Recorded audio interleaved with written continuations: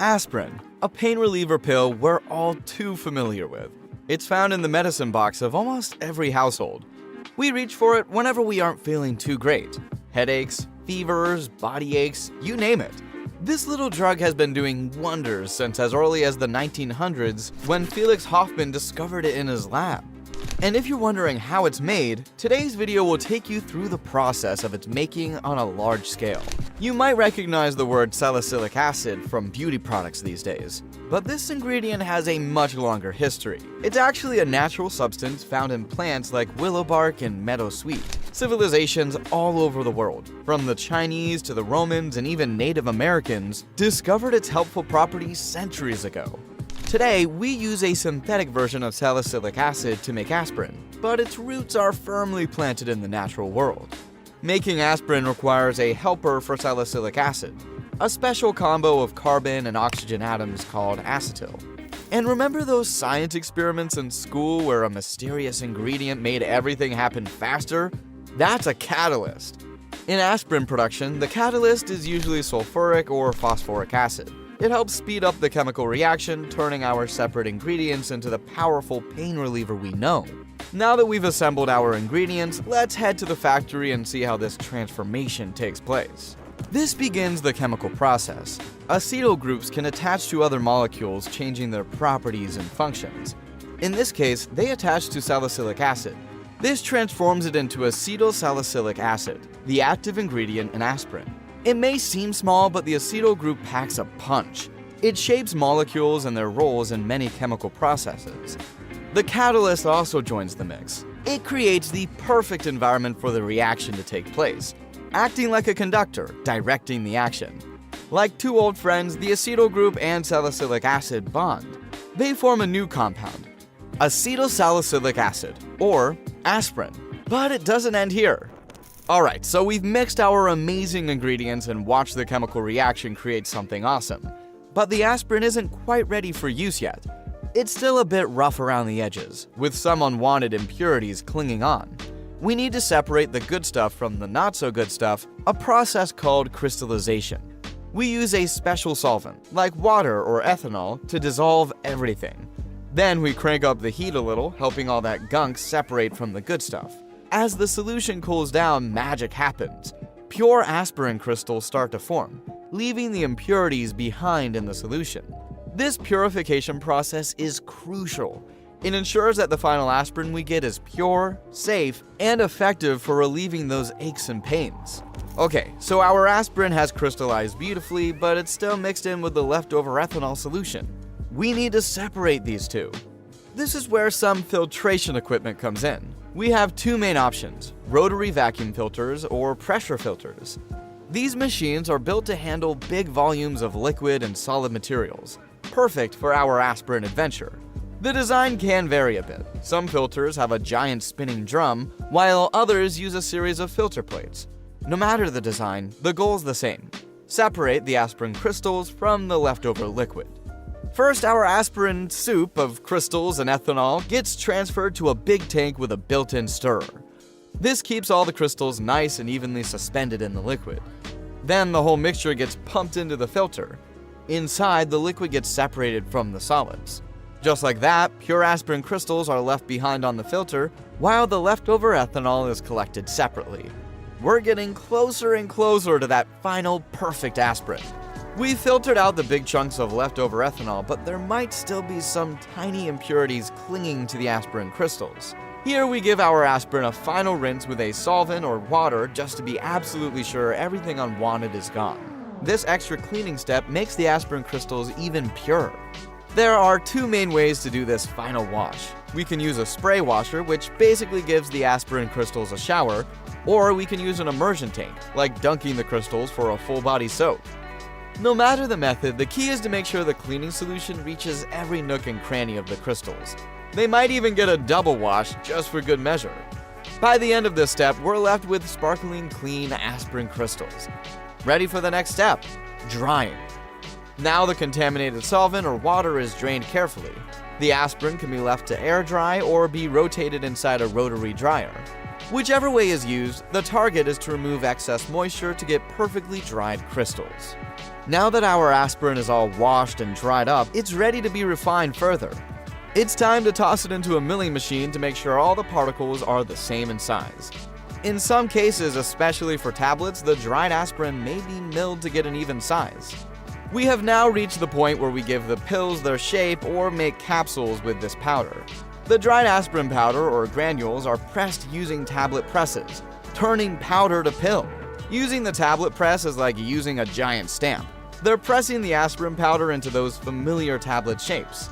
And for the capsules, the powder's filled into casings made of gelatin. Here, the most important thing is to get the exact dose into each tablet or capsule. That is where quality control comes in. Every tablet or capsule has to be top quality. So, throughout the production process, scientists take little aspirin samples at different stages. They test these samples to measure the exact concentration of aspirin in each one. If a batch passes this test with flying colors, it gets the green light for becoming tablets or capsules. But they also do random checks on each batch, just to be extra sure every single one has the correct dose. The scientists compare the results to super strict standards, and if anything falls outside those lines, they investigate further. They also keep detailed records of everything.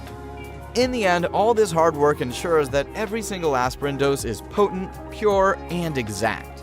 This means you can be confident that the aspirin you take is safe and effective for pain relief. The tablets or capsules are then carefully packaged into blister packs, bottles, and other containers to keep them safe.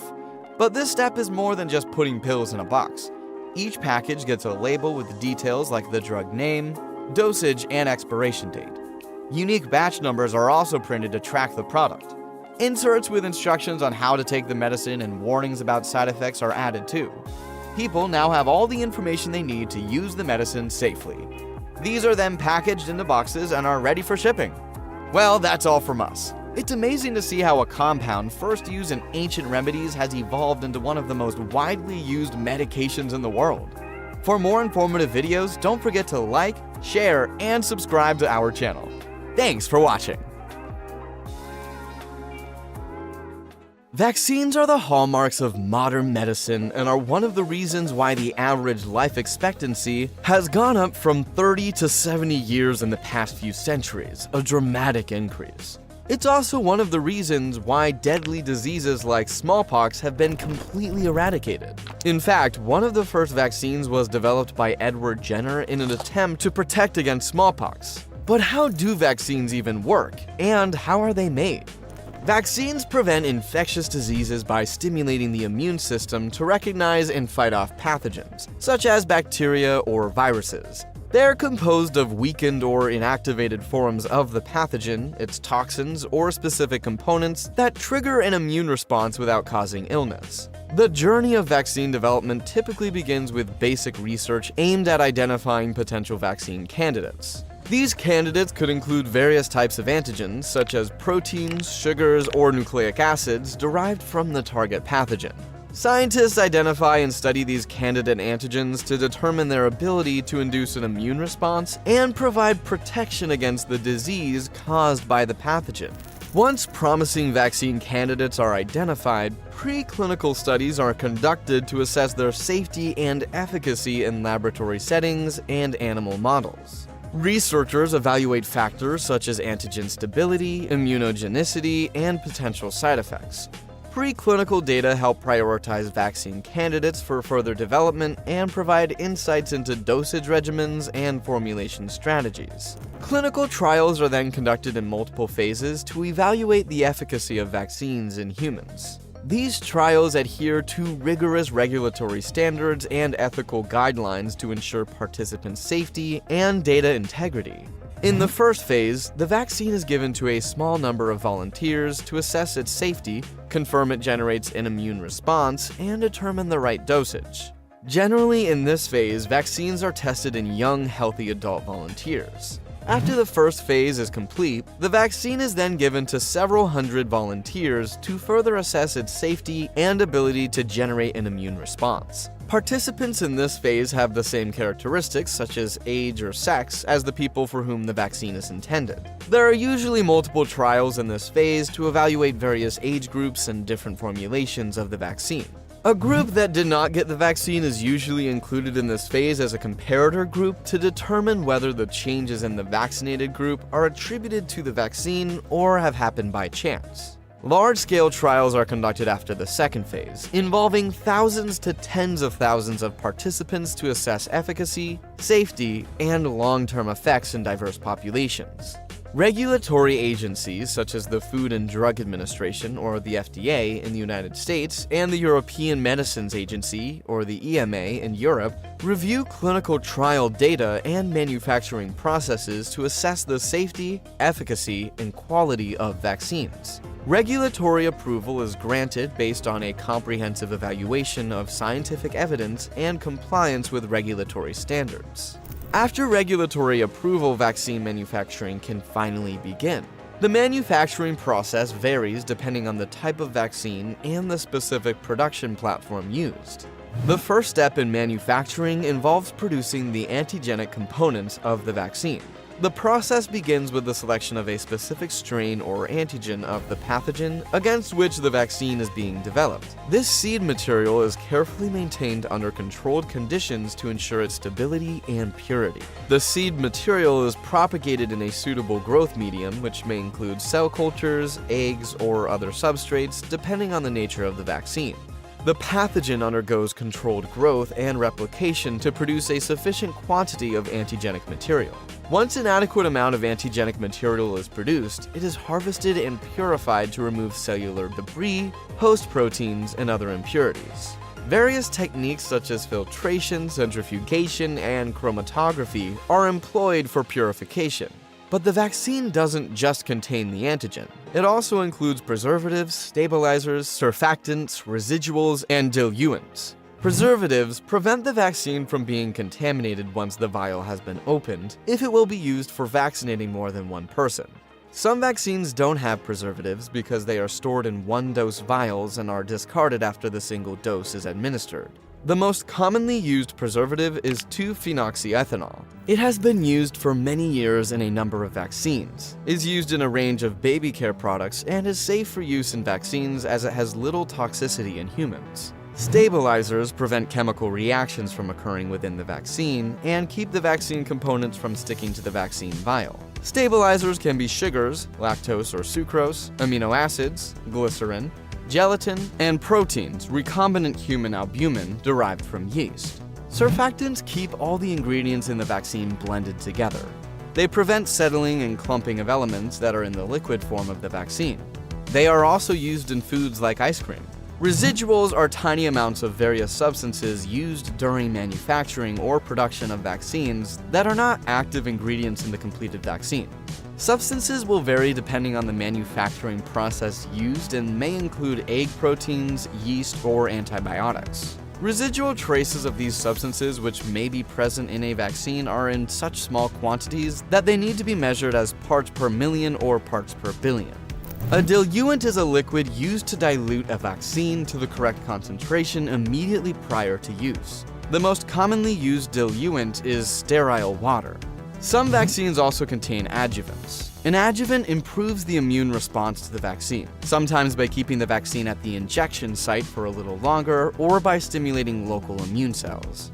The adjuvant may be a tiny amount of aluminium salts like aluminium phosphate, aluminium hydroxide, or potassium aluminium sulfate. Aluminium has been shown not to cause any long-term health problems, and humans ingest aluminium regularly through eating and drinking. The vaccine formulation undergoes further filtration and purification processes to remove impurities, contaminants, and unwanted components while retaining the desired antigenic properties. The purified vaccine bulk is then filled into vials, syringes, or other delivery devices under sterile conditions. The filled containers are sealed and labeled for distribution. Throughout the manufacturing process, rigorous quality control measures are implemented to ensure product safety, purity, potency, and consistency.